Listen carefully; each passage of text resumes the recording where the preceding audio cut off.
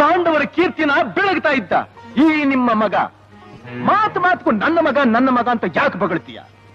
ಹೋಗಿ ನಿಮ್ಮ ತಾಯಿನ ಕೇಳು, ನಿನ್ನ ಜನ್ಮಕ್ಕೆ ಕಾರಣನಾದ ನಿಮ್ಮ ಅಪ್ಪ ಯಾರು ಅಂತ.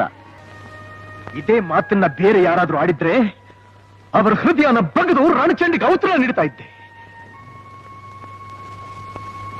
ಆದರೆ ನೀವು ಹಿರಿಯರು, ಶ್ರೀಕೃಷ್ಣನ ಪರಮಾಪ್ತರು, ಆ ಗೌರವದಿಂದ ನಿಮ್ಮ ಕೈ ಮುಗಿದು ಕೇಳ್ಕೊತಾ ಇದ್ದೀನಿ. ನಮ್ಮ ತಾಯಿ ಅಗ್ನಿಯಷ್ಟೇ ಪವಿತ್ರಳು.